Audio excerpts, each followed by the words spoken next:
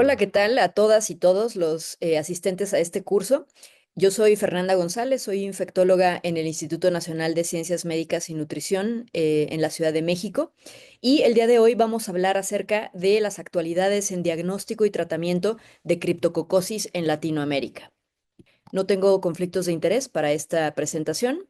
Y para entrar en el tema, pues hay que recordar que las levaduras del género Cryptococcus pueden llegar a causar una variedad de presentaciones clínicas que fundamentalmente va a depender del estado de inmunidad del huésped, lo vamos a ir viendo a lo largo de la sesión. Y es muy importante porque en esta última lista prioritaria de patógenos fúngicos que publicó la Organización Mundial de la Salud en el 2022, pues criptococo es el patógeno que lidera en importancia. Y esto tiene que ver con la gran incidencia que tiene, con la gran carga de enfermedad que representa, con la mortalidad asociada y con la dificultad que vamos a presentar para tener acceso a diagnóstico y tratamiento. Todo esto es lo que hace que criptococo sea el patógeno dominante en esta lista de prioridad. Y criptococo se ha reconocido con esta importancia, particularmente desde el surgimiento de la pandemia de VIH, porque esta vamos a ver que va a ser la población más vulnerable a desarrollar este tipo de infecciones cuando estamos en un estadio avanzado, que esto se considera a partir de los 200 CD4. Criptococo es causa de cerca del 20% de las muertes en esta población y es una de las tres principales causas de infecciones oportunistas en esta población. Y desafortunadamente, hasta el 25% de las muertes por criptococosis se relacionan directamente con un retraso en el diagnóstico y dificultades en el acceso al tratamiento. En esta laminilla que ven aquí se muestra la incidencia por año en las diferentes regiones del mundo de enfermedad por criptococo. Como pueden ver, son cerca de 180,000 casos, de los cuales la gran mayoría son casos de meningitis por criptococo y un número considerable de muertes. Ahora, de aquí resalta que de la misma manera que la pandemia de VIH, pues la principal carga de casos de criptococosis va a estar también en los países de África subsahariana, en la región de Asia y Pacífico. Y aunque Latinoamérica tiene números menores, esto en gran medida se debe al subregistro por la falta de acceso al diagnóstico, pero sabemos que esto es muy relevante en nuestros países.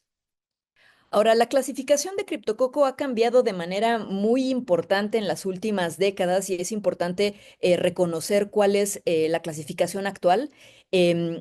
Previamente se consideraba que existían solo dos especies de criptococo patógenos, Neoformans y Gatti. Posteriormente, cuando se describieron los serotipos, se vieron que había cuatro serotipos diferentes, aunque a veces criptococo hace hibridaciones entre ellos y esto hace que aparezcan nuevos serotipos. Sin embargo, la clasificación actual, la cual está basada en taxonomía molecular, es decir, en secuenciación de todas estas previas serotipos o especies, pues reconoce que hay al menos 7 especies diferentes de criptococos patógenos que pueden llegar a causar enfermedad en el humano. Esto es lo mismo que los genotipos, o sea, estos nombres de las especies vienen de los genotipos por taxonomía molecular. Y si bien muchos de los laboratorios clínicos clásicos no vamos a poder llegar a este grado de distinción, sí que es importante reconocer que hay diferencias entre ellos porque van a expresar diferentes mecanismos de patogenicidad, van a estar distribuidos de manera desigual a nivel mundial, como es, por ejemplo, el caso de Cryptococcus gatti, que sabemos que en Australia, en Nueva Zelanda, en Norteamérica, hacia Columbia Británica, hay brotes y surgimiento de esta especie de criptococo, pero también porque estas diferentes especies tienen distintos patrones de susceptibilidad antifúngicos. Entonces, es importante reconocer que existen y conforme avanzan los métodos de diagnóstico, pues vamos a poder llegar a tener una mayor precisión. Ahora vamos a hablar de eso más adelante. En cuanto a la patogénesis, criptococo es un hongo que está en el medio ambiente, en donde hay material vegetal en descomposición y particularmente en las heces de las aves que tienen cierto contenido de nitrógeno que favorece el crecimiento de estos hongos. Criptococo causa enfermedades en varios animales y nosotros lo vamos a adquirir de manera fundamental por la inhalación de esporas del medio ambiente. La primoinfección va a ocurrir a nivel pulmonar y aquí dependiendo del estado de la inmunidad celular, se va a controlar de manera local cuando la inmunidad celular es eficiente, pero va a cursar con diseminación hematógena, particularmente hacia el sistema nervioso central, cuando esta inmunidad celular es deficiente, que es lo que vamos a ver. Ahora, el comportamiento es muy parecido a la tuberculosis en el sentido de que la gran mayoría de las infecciones que vemos en personas inmunosuprimidas van a ser una reactivación de una infección que quedó latente, por ejemplo, en estos focos pulmonares, cuando viene un episodio de inmunosupresión. Dentro de los componentes de las levaduras de criptococo, lo esencial en cuanto a su patogenicidad es la cápsula de polisacáridos que envuelve a las levaduras. Este es su principal mecanismo de virulencia, pero también es lo que le permite evadir a la respuesta inmune. También le permite evitar el ser destruido dentro de los fagocitos una vez que ya alcanza este sitio. Pero también la cápsula va a tener un papel muy importante como inmunomodulador, es decir, va a suprimir la producción de las citocinas proinflamatorias y en cambio va a incrementar la producción de aquellas que tienen una función antiinflamatoria y esto es lo que le va a permitir estar en sitios como el sistema nervioso central sin ser detectado por el sistema inmune. Ahora, dentro de los componentes de la cápsula de criptococo, esto es muy importante porque son los blancos que vamos a poder detectar a partir de las pruebas diagnósticas. Entonces, vemos que lo principal es esta sustancia que se llama glucuronoxilo manano. Eso es lo que vamos a detectar con los antígenos en el laboratorio. Aunque también hay un componente importante de beta de glucano, esto nos habla de que también es un biomarcador útil y otras, por ejemplo, la melanina, que es un factor de virulencia que le permite también escapar al sistema inmune. Entonces, estos componentes de la cápsula son fundamentales para el curso de la enfermedad. Dentro de los factores de riesgo, pues muchos son defectos de la inmunidad adquirida. El principal ya dijimos que son las enfermedades avanzadas por VIH, pero también vamos a ver casos de manera importante en gente con trasplante de órgano sólido, en personas con hepatopatías descompensadas, en gente que recibe corticosteroides por una diversidad de indicaciones o algunos otros anticuerpos monoclonales. Pero también hay defectos de la inmunidad innata, que si bien son menos frecuentes, por ejemplo, la enfermedad crónica granulomatosa es importante, cuando hay anticuerpos contra interferón o deficiencias en deficiencia de GATA2, que son factores nucleares que tienen que ver con el desarrollo de múltiples linajes de células inmunitarias. Y, por ejemplo, algo reciente son los anticuerpos contra el factor estimulante de colonias de granulocitos. Esto es algo que recientemente se describió y, por ejemplo, de reportes grandes en Estados Unidos de gente que le dio criptococosis meningia y que eran aparentemente sanos, cuando se estudió el perfil inmunitario, pues no se dieron cuenta que en realidad era gente que tenía este tipo de defectos que no han sido completamente explorados, pero que no eran verdaderos inmunocompetentes. Esto es algo emergente. Dentro de las manifestaciones clínicas dijimos que la primera parada del criptococo es el pulmón y en este sitio va a causar una neumonía atípica. Esta es la forma de presentación más frecuente en inmunosuprimidos que no tienen VIH y lo vamos a observar como nódulos, micronódulos, cavitaciones, derrame pleural. Esto es lo más frecuente, aunque puede dar cualquier tipo de imagen en los estudios, por ejemplo, como estas tomografías. Después, cuando no se controla en la primoinfección, podemos encontrar criptococcemia. Esto quiere decir que hay cultivos de sangre donde desarrolla criptococo y enfermedad diseminada, que es cuando hay más de dos sitios no contiguos en donde se presenta criptococo. Uno de ellos, de los más frecuentes, es la piel y aquí podemos encontrar una gran diversidad de lesiones, lesiones que se parecen a los moluscos contagiosos o lesiones que parecen infecciones de tejidos blandos. Criptococo puede producir todo eso cuando es por vía hematógena. Y en ocasiones, criptococo también se puede inocular de manera directa en la piel y ocasionar pues una gran cantidad de manifestaciones. Otros sitios que se pueden afectar por vía hematógena, por ejemplo, los ojos, los huesos largos y la próstata. Otro estadio de la enfermedad muy importante es el estadio de antigenemia criptocócica. Esto es importante porque lo que quiere decir es que detectamos el antígeno en la sangre. Y esto puede traducir muchas cosas. Esto puede ser desde una infección previa, que ya está resuelta, pero que quedó la huella a nivel del antígeno en la sangre. Puede ser una infección muy temprana que apenas va a evolucionar hacia meningitis. O puede ser ya el marcador de una infección meningia establecida. Esto es algo que se describió a partir del uso más diseminado de los antígenos, que ahora vamos a ver más adelante, que permiten hacer un diagnóstico más temprano. Pero lo que quiere decir esta diapositiva es que, dado que la persona que tiene un antígeno positivo en sangre puede ser desde algo asintomático que con la pura reconstitución inmune de los antirretrovirales se puede eliminar, hasta que puede ser también sinónimo de alguien que ya tiene meningitis por criptococo. Y entonces, cuando detectamos a los antígenos, lo que necesitamos hacer es una evaluación muy cuidadosa de la presencia de síntomas del sistema nervioso central y definitivamente hacer una punción lumbar. Por ejemplo, las personas que no tienen todavía criptococosis meningia, pero tienen antígenos positivos, pues la totalidad lo va a desarrollar en el transcurso del siguiente año. Y algo que es útil para predecir quiénes tienen más riesgo son las titulaciones de estos antígenos. A mayor titulación, mayor será el riesgo de desarrollar criptococosis meningia y por lo tanto mayor será el riesgo de mortalidad. Entonces, cuando tenemos personas con títulos altos, pues esto es un sinónimo de meningitis y debemos actuar como tal. Ahora, cuando ya estamos en el estadio de meningoencefalitis, quedamos que esta es la manera más frecuente en la que se presenta en personas que viven con VIH, aunque también es la tercera infección más frecuente en personas que tienen trasplante de órgano sólido. Y esto se va a manifestar como algo subagudo, es decir, a lo largo de varias semanas aparece fiebre, rigidez de nuca, datos de hipertensión intracraneal, alteraciones de los nervios craneales.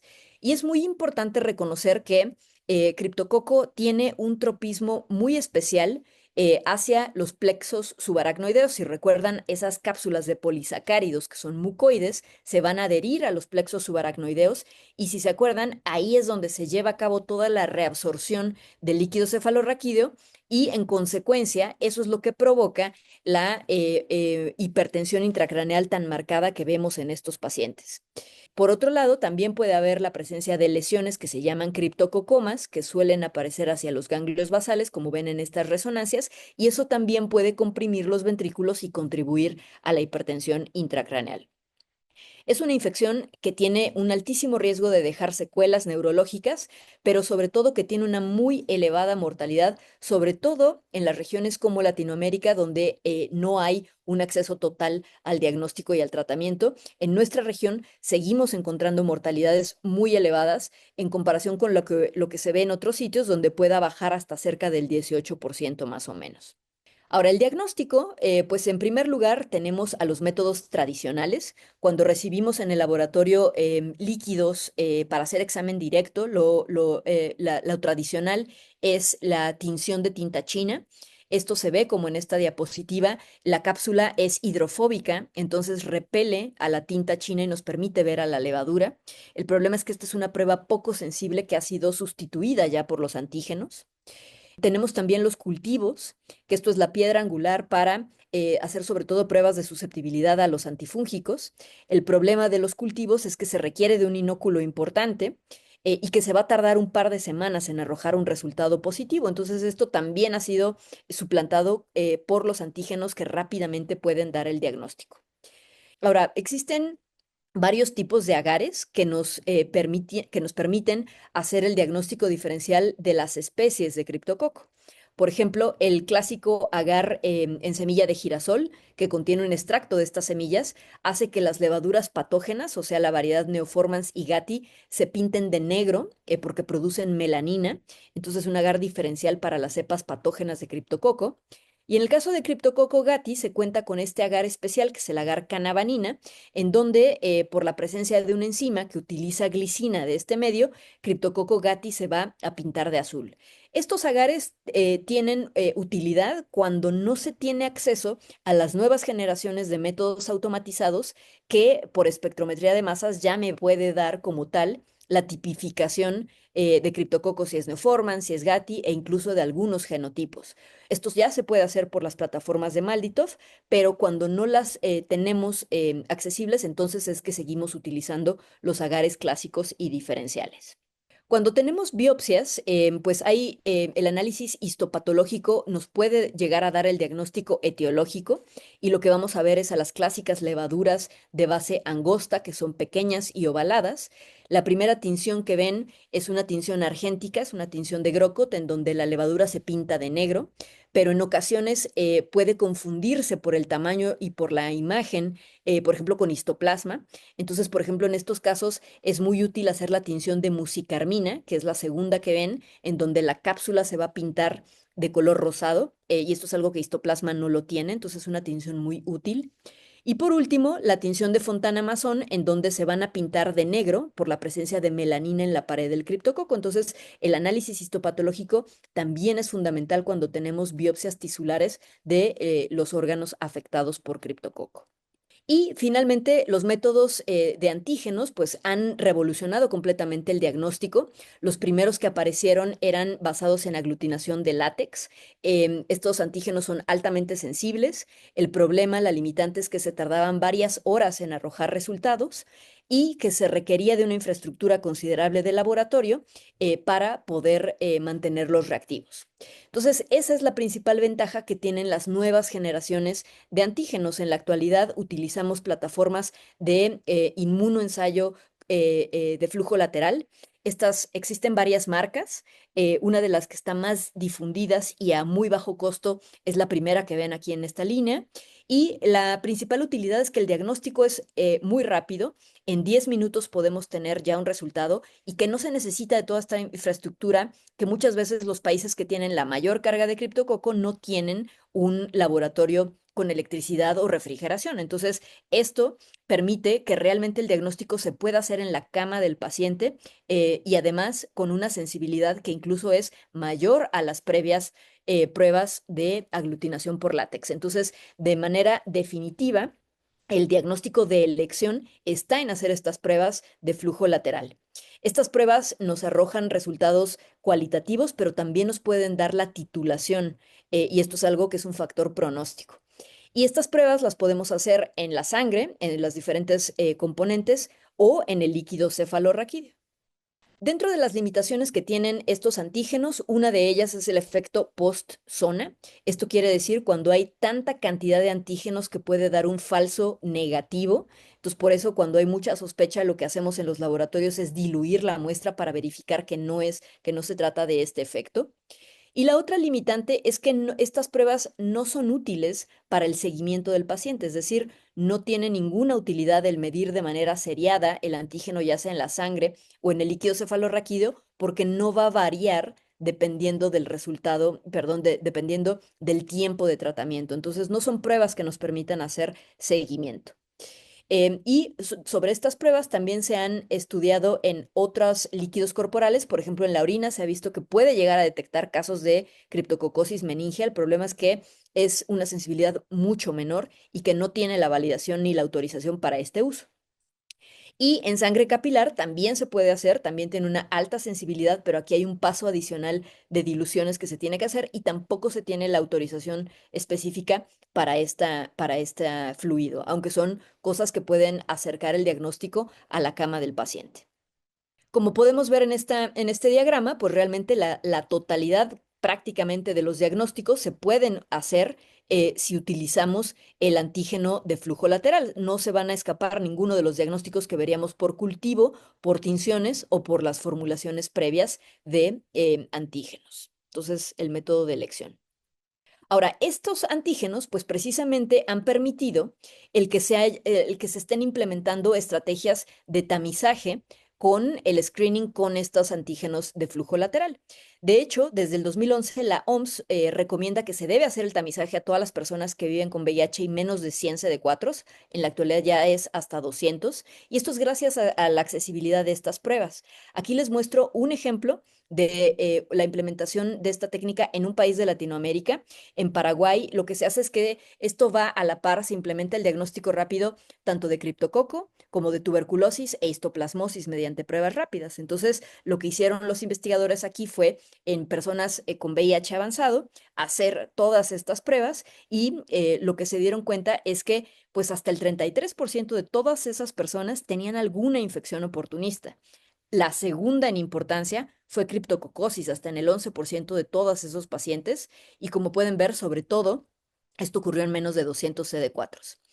Ahora, de los pacientes que tuvieron el antígeno de criptococo positivo, el 60% tenía meningitis y recibió tratamiento, pero el 40% eran asintomáticos que recibieron también el tratamiento anticipado y con ello se evita que se progrese a meningitis. Este es un ejemplo de algo que ya debería ser una realidad y que debería estar en todas las políticas nacionales de Latinoamérica, pero que falta mucho llevar el acceso de las tres pruebas en su totalidad. ¿Qué pasa con la resistencia? Bueno, en el caso de criptococo es muy poco frecuente que se vea resistencia a anfotericina. Es poco frecuente también cuando la flucitocina se usa combinada. Si se usa como monoterapia, sí que podría haber cepas resistentes. Y lo que sí es que hay varios reportes de muchos países, incluidos Latinoamérica, Brasil, Colombia, en donde se ha reportado un surgimiento de la resistencia a fluconazol en criptococo. Y esto tiene que ver sobre todo por el uso agricultural como fungicidas ambientales que se van seleccionando cepas resistentes. Ahora, el problema es que todavía no es una recomendación de rutina el que se haga las pruebas de susceptibilidad. Incluso no hay puntos de corte establecidos que definan qué es susceptible y qué es resistente. Hay puntos de corte epidemiológicos que permiten diferenciar aquellas cepas que potencialmente pueden ser resistentes. Pero esto no es una realidad en la rutina. Esto es algo que se tiene que seguir haciendo vigilancia y sobre todo en alguien que falla el tratamiento y que hay un incremento de la concentración inhibitoria mínima. Ahí es donde se debería postular, pero definitivamente es algo que puede surgir en los siguientes años. Y finalmente con el tratamiento, pues aquí el principal problema es que en nuestra región no tenemos el acceso suficiente a los tratamientos de elección. Aquí lo pueden ver en este reporte del 2016 como el 40% de la población a nivel mundial no tiene acceso a flucitocina, que es una parte del tratamiento de elección, y esto muy importante en Latinoamérica. Y algo muy similar sucede con anfotericina.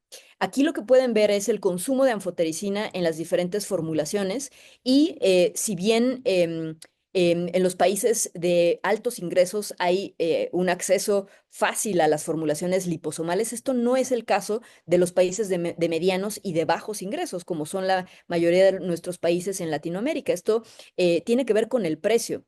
El problema es que el precio se establece de manera desigual, es algo que puede ser muy variable y que puede llevar a que vean, por ejemplo, lo que cuesta una ámpula en Turquía, definitivamente no es lo que cuesta en Brasil y esto limita el acceso de manera muy importante a la formulación de patente.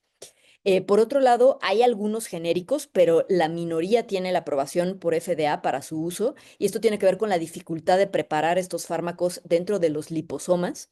Y esto resulta entonces en que en la mayoría de nuestros países seguimos utilizando anfotericina de oxicolato, la cual conlleva con una gran carga de efectos adversos y que necesita el paciente quedarse hospitalizado para monitoreo. Entonces, esta es la principal dificultad.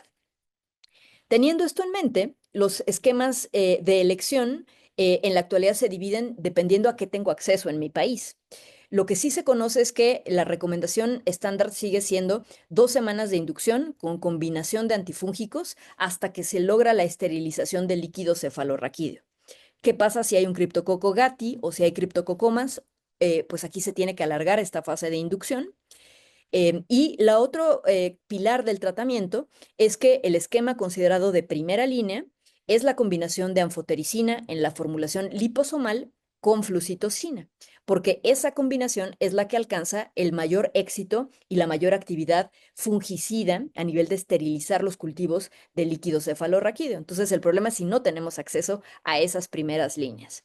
Entonces, el año pasado se publicaron guías internacionales de tratamiento de criptococosis y lo que hacen estas guías es que aterrizan a los diferentes escenarios para favorecer el mejor uso de los antifúngicos. Em, en los últimos años también ha habido una gran cantidad de estudios que han ido cambiando dramáticamente estas pautas de tratamiento, de manera que, como pueden ver aquí, la primera línea en países con ingresos altos, pues es anfotericina liposomal con flucitosina. Ahora, ¿qué pasa cuando no tengo acceso por el precio, pero sí tengo anfotericina liposomal? Pues que ahora se recomienda una dosis única, que ahorita vamos a ver el estudio de dónde esto vino, pero siempre en combinación con flucitosina y fluconazol. También hay esquemas acortados de una sola duración del tratamiento de inducción. ¿Y qué pasa cuando no tenemos acceso a ninguna de estas dos alternativas, como es, por ejemplo, el caso de México? Pues que entonces tenemos que dejar tratamiento con anfotericina de oxicolato y fluconazol. Eso se considera un tratamiento alternativo que tiene menos actividad fungicida y que por lo tanto se puede traducir en peores desenlaces. Esta es una lámina de la misma guía. Dependiendo a qué tengo acceso, va a ser el nivel de evidencia en cuanto a las recomendaciones de tratamiento. Entonces, nuevamente, por ejemplo, el caso de México, pues no tenemos flucitosina. Prácticamente solo en hospitales privados hay acceso a anfotericina liposomal y entonces lo combinamos con fluconazol. Y lo que sí se desaconseja para todos los sitios es el tratamiento con fluconazol en monoterapia. Ahora, como les decía, hay varios estudios que recientemente han cambiado de manera muy dramática estas recomendaciones. Este es el primero, el estudio ACTA en África en pacientes con meningitis y VIH, meningitis por criptococo. Aquí lo que intentaron hacer es ver si se podía acortar la duración del tratamiento de las 2 semanas de anfotericina a una semana. El desenlace primario era evaluar la mortalidad y lo que encontraron los autores es que efectivamente el dar una semana de anfotericina, pero con flucitosina, en términos de mortalidad no había diferencias y entonces esto permite acortar el tiempo de hospitalización, el costo del tratamiento y los efectos adversos. Este es el primer estudio parteaguas. El segundo, les decía, esta idea de dar una sola dosis única de anfotericina liposomal, pero a dosis altas, se tomó del tratamiento que se hacía, por ejemplo, para la leishmaniasis visceral, pero no se había probado en criptococo. Entonces, para este estudio, los autores evaluaron dar una dosis alta de anfotericina con flucitosina y fluconazol y compararla contra el esquema estándar de la Organización Mundial de la Salud. El desenlace nuevamente fue mortalidad y se vio que este esquema nuevo era no inferior al esquema considerado estándar y al mismo tiempo con una menor carga de efectos adversos graves, particularmente anemia, requerimientos transfusionales y tromboflebitis. Entonces, esto es algo muy alentador porque permite acortar los tiempos de hospitalización y sobre todo reducir los costos para los países donde no tenemos un acceso tan libre a las formulaciones de anfotericina liposomal. Y finalmente, este último estudio, aquí se evalúa el uso de una formulación de anfotericina, pero por vía oral. Durante décadas esto no era posible porque las formulaciones que se tienen no se absorben, o sea, no hay biodisponibilidad adecuada si se ingieren por vía oral. Entonces se diseñó una nueva molécula de anfotericina en nanopartículas que se llaman encocleadas, es que adquieren esta estructura como en espiral y esta estructura es lo que permite que se pueda ingerir por vía oral, que se pueda absorber, alcanzar una adecuada concentración en sangre y llegar hacia el sitio de acción dentro de los macrófagos. Entonces, esta formulación se probó ya en estudios de fase 2 para encontrar la dosis más apropiada. Y se compararon varios brazos con diferentes esquemas. Aquí el resultado, pues muy alentador, es que no hubo diferencia en términos de actividad fungicida entre los brazos que tenían la anfotericina oral versus los brazos que tenían anfotericina intravenosa. Y esto es importantísimo porque es lo que permite que a partir de este estudio ahora sí se diseñen los ensayos de fase 3 que permitan probar si esto va a tener el mismo comportamiento ya en algo prospectivo. Y la otra gran ventaja es que los efectos adversos pues son de muy bajo grado y más bien tienen que ver con toxicidad gastrointestinal. Dentro de todos estos brazos que se estudiaron, al que se le apuesta más es al brazo número 2, en donde hay un periodo de inducción con anfotericina intravenosa durante 2 días, pero después se cambia a la formulación oral en combinación con flucitocina. Entonces, nuevamente, esto tiene que ser con el esquema de elección que es con flucitocina. Y esto lo vamos a esperar en los siguientes años para saber si tuvo éxito. En estos mismos estudios no hubo diferencia en la mortalidad, lo cual nuevamente suma a las buenas noticias. Ahora, no todo es tratamiento antifúngico. Cuando hay meningitis por criptococo, hay que dar un manejo muy agresivo a la hipertensión intracraneal y esto implica hacer punciones lumbares de manera basal, pero también repetirlas a los días 3 y 7, aun cuando no haya síntomas de hipertensión intracraneal. Esto también viene de información de estudios recientes. Y lo que se hace, pues, es que se drena el líquido cefalorraquídeo, más o menos 30 mililitros, para lograr reducir esa hipertensión intracraneal. El otro aspecto que ha sido controversial es el inicio de los antirretrovirales. De manera tradicional se ha recomendado que hay que diferir el inicio de esta terapia por el riesgo de desencadenar un síndrome de respuesta de reconstitución inmune y con mayor mortalidad. Entonces, la recomendación habitual es entre 4 y 6 semanas después del diagnóstico y tratamiento, aunque estudios recientes en países desarrollados no han replicado este incremento en la mortalidad. Entonces, en esos escenarios particulares se puede individualizar el inicio de la terapia, pero no como una recomendación universal. Y finalmente, una vez que pasamos esta fase de inducción, hay que continuar con el tratamiento antifúngico basado ya en fluconazol de mantenimiento. En el caso de la neumonía, pues el tratamiento solo es con fluconazol durante 6 a 12 meses. Y ya para terminar, cuando tenemos este estadio de antigenemia asintomática, es muy importante que lo primero es descartar meningitis, hacer un estudio de líquido cefalorraquídeo. Si no hay meningitis, entonces el tratamiento puede ser solo con fluconazol en un tratamiento de desescalamiento. Y esto es eficaz para evitar que se desarrolle posteriormente meningitis y también para reducir la mortalidad. Ahora, ¿qué pasa si no tengo acceso a una punción lumbar y tengo un antígeno positivo? Aquí va a depender de los títulos. Si los títulos son elevados, debo de tratarlo como una meningitis, o si hay síntomas, debo de tratarlo como una meningitis. Si esto, en el análisis se ve que hay títulos más bajos, entonces puedo quedarme con fluconazol.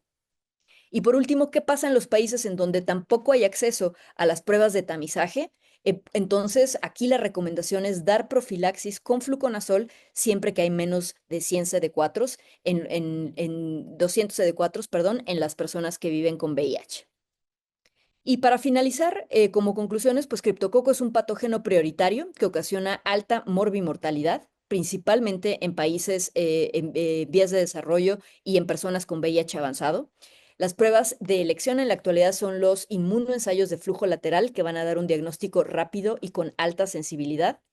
Se recomienda que todos los países implementen la estrategia de tamizaje basado en estas pruebas en personas con menos de 200 CD4, porque el tratamiento va a evitar el desarrollo de meningitis y reduce la mortalidad. Finalmente, el mensaje para nuestros países es que se requiere acceso a los fármacos de primera línea, se requiere formulaciones de anfotericina a costo más accesible. Y en los próximos años es muy probable que tengamos noticias alentadoras con esta nueva presentación de anfotericina por vía oral. Finalmente, pues tanto el acceso al diagnóstico temprano, pero también al tratamiento, pues van a ser los principales determinantes de mortalidad en el caso de esta infección. Y es todo de mi parte.